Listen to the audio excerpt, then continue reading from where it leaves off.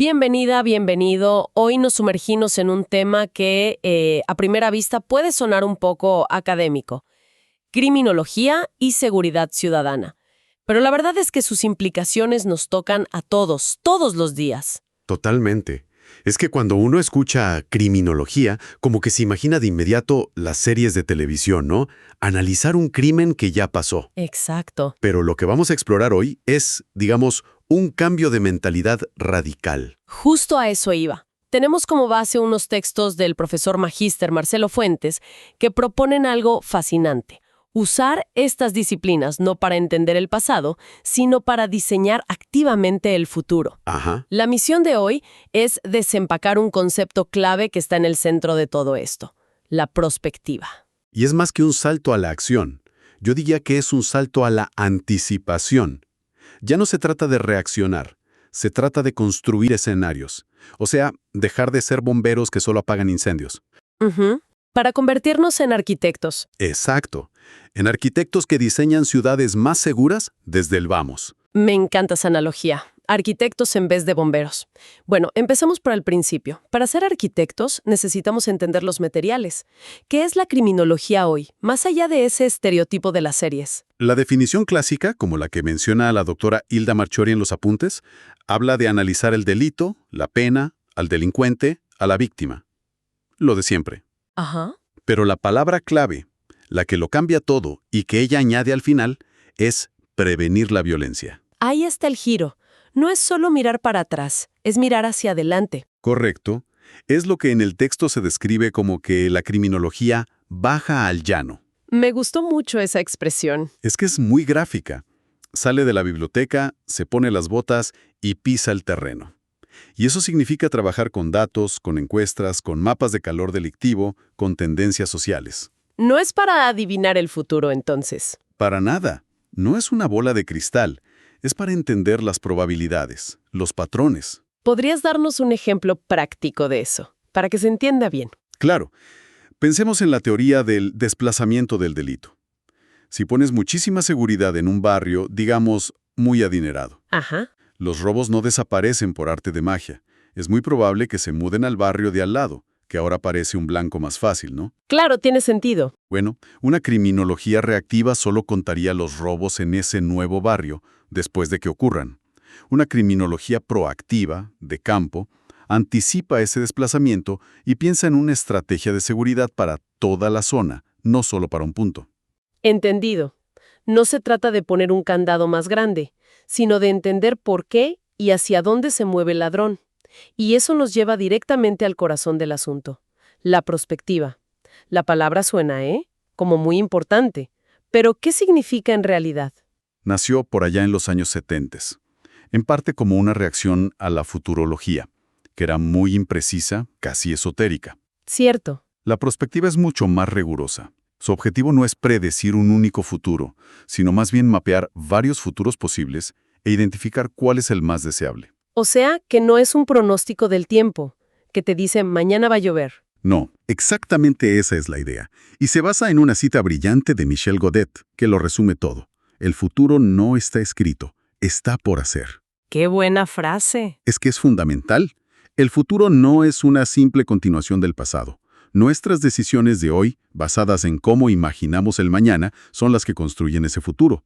El pasado nos da los datos, el presente es el taller y el futuro, pues, es el lienzo en blanco. Los textos mencionan una conexión muy curiosa con la literatura de ciencia ficción.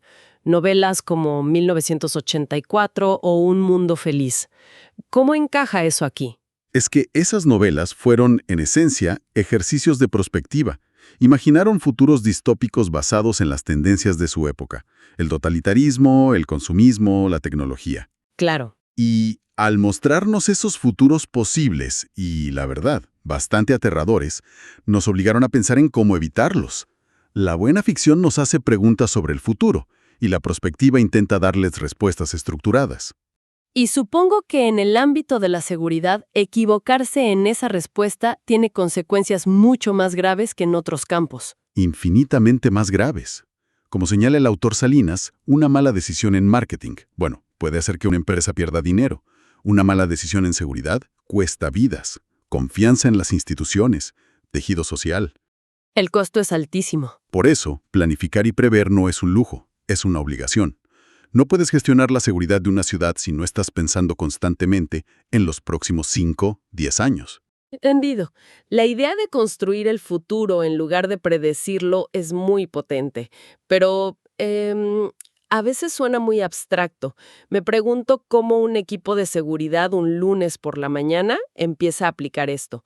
¿Existen herramientas concretas? Por supuesto.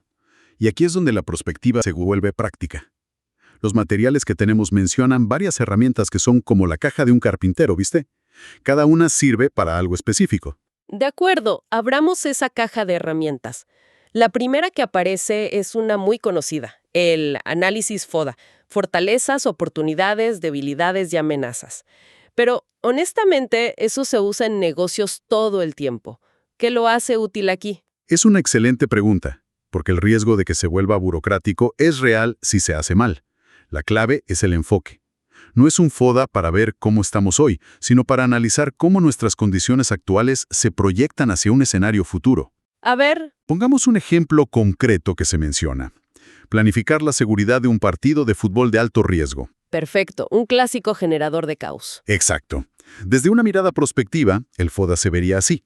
Fortalezas, que son internas positivas. Tenemos personal bien entrenado y nuevo equipamiento. Ok, Debilidades, internas negativas. Pero ese personal viene de trabajar 12 horas seguidas. Están agotados y hay rumores de que no les pagaron un bono. ya veo. La fortaleza se ve matizada por la debilidad. No es solo una lista, es un balance. Correcto. Ahora vamos a lo externo. Amenazas. La inteligencia nos dice que grupos violentos planean enfrentarse. Y además, hay una marcha política cerca del estadio a la misma hora. Uf, complicado. Y finalmente, oportunidades que también son externas. Podemos solicitar apoyo federal. Y un político conocido se ofreció a mediar y grabar un mensaje pidiendo calma. Hacer este mapa te obliga a ver la foto completa y a crear planes de acción. Ok, el FODA es para analizar lo que ya existe y cómo podría evolucionar. Pero la prospectiva se trata de crear futuros, de ideas nuevas. ¿Cómo se generan esas ideas? Para eso está la segunda herramienta, la lluvia de ideas o brainstorming. Y la regla de oro es sagrada. 0 críticas y 0 jerarquías durante el proceso. 0. La idea es que nadie tenga miedo de decir una tontería. Exacto, porque a veces de la tontería sale la genialidad. Y me gusta el ejemplo que dan las fuentes sobre esto. Quizás el oficial más novato no sabe de tácticas, pero es el único que entiende qué significa un nuevo tatuaje de una pandilla. ¿O qué música se asocia a cierto grupo? Justamente, su aporte puede ser más valioso que el del jefe más experimentado en ese momento. Pero claro, el brainstorming a veces es un caos de ideas. Necesitas una forma de organizar ese pensamiento. Y para eso está la siguiente herramienta, ¿no? La que a mí me parece brillante, Los 6 sombreros para pensar, de Edward de Bono. Ah, sí, he oído hablar de esto. Es una especie de juego de roles para pensar, ¿cierto? Es precisamente eso. Es una forma de aplicar el pensamiento lateral de manera estructurada. Todo el equipo se pone el mismo sombrero imaginario al mismo tiempo. Esto evita la confrontación directa. No es yo critico tu idea, es ahora todos nos ponemos el sombrero negro para criticar todas las ideas. Fascinante. A ver, repasemos los sombreros con nuestro partido de fútbol. ¿Cómo funcionaría? Empecemos. El líder diría, equipo, todos con el sombrero blanco. Este es el de los datos, los hechos puros y duros. 0 opiniones. 0. El equipo diría, capacidad, 50,000 personas. Entradas vendidas, 48,000.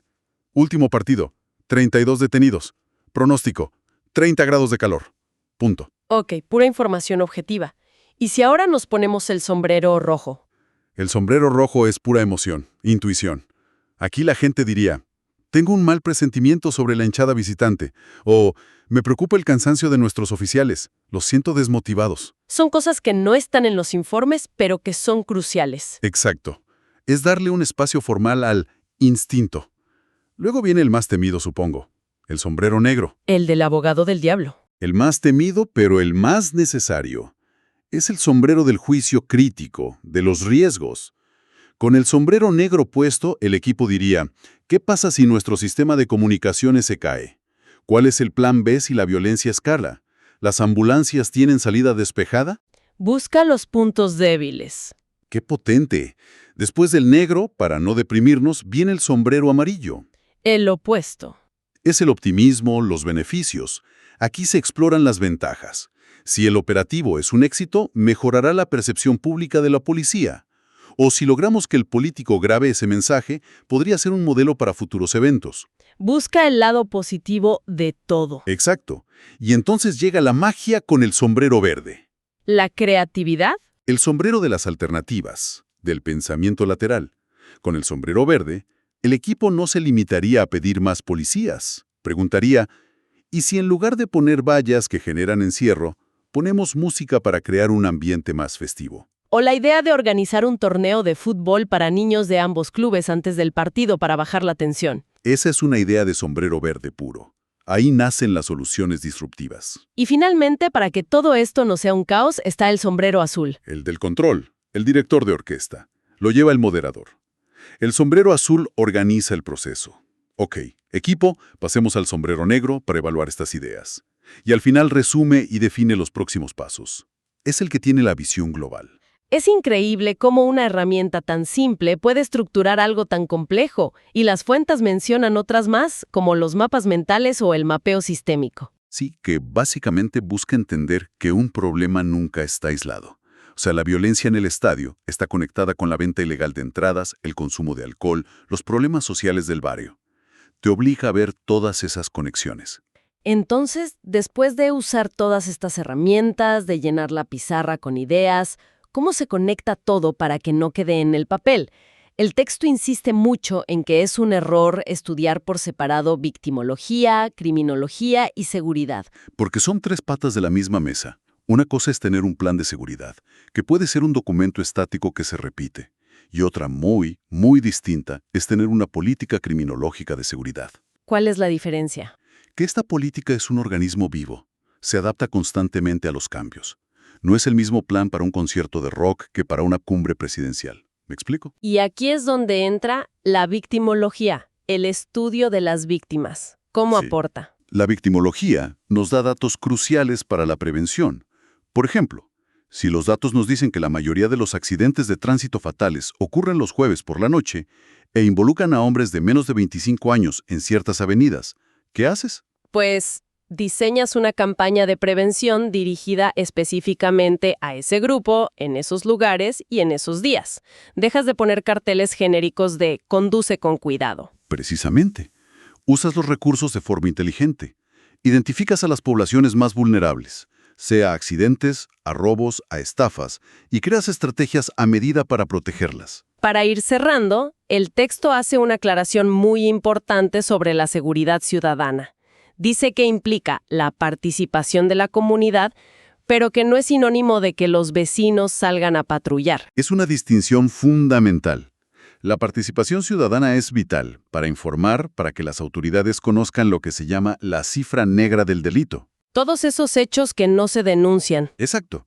Los foros vecinales son una fuente de datos increíble, pero la acción, el uso de la fuerza, lo que se conoce como el poder de policía, es monopolio exclusivo del Estado. Es decir, los ciudadanos son los ojos y los oídos, pero no pueden ser el brazo ejecutor. Exactamente. La gran conclusión es que la seguridad no es un problema puramente policial, es un desafío sistémico. Necesita de la política, de una legislación actualizada y de esta visión estratégica. Al final, los dos grandes objetivos son siempre los mismos. Disminuir los delitos. Por un lado, disminuir objetivamente la cantidad de delitos. Y por otro, que es igual de importante, aumentar la sensación subjetiva de seguridad en la población. Puedes tener estadísticas geniales, pero si la gente tiene miedo de salir a la calle, has fracasado. Al final, la gran idea que nos dejan estos textos no es solo para la policía. Es un modelo mental que podemos aplicar a todo. Es pasar de ser bomberos a ser arquitectos de nuestro propio futuro. Exacto. Y para terminar, el texto nos deja con un pequeño acertijo que encapsula perfectamente esta necesidad de pensar diferente, de usar el pensamiento lateral. Lo dejo como una pregunta abierta, un ejercicio mental para quien nos escucha. A ver, dispara. El acertijo es este. Un hombre yace muerto en medio de un campo. A su lado hay un paquete sin abrir. No hay ninguna otra persona ni animal en kilómetros a la redonda. ¿Cómo murió? Un hombre muerto, un campo vacío, un paquete cerrado. La solución no es lineal. No la encontrarás pensando en armas o venenos. Requiere un salto de perspectiva. Y ese es precisamente el tipo de pensamiento que la prospectiva nos invita a aplicar a los problemas increíblemente complejos que enfrentamos como sociedad. A veces, la respuesta no está en analizar más los detalles del problema, sino en cambiar por completo la forma en que lo miramos.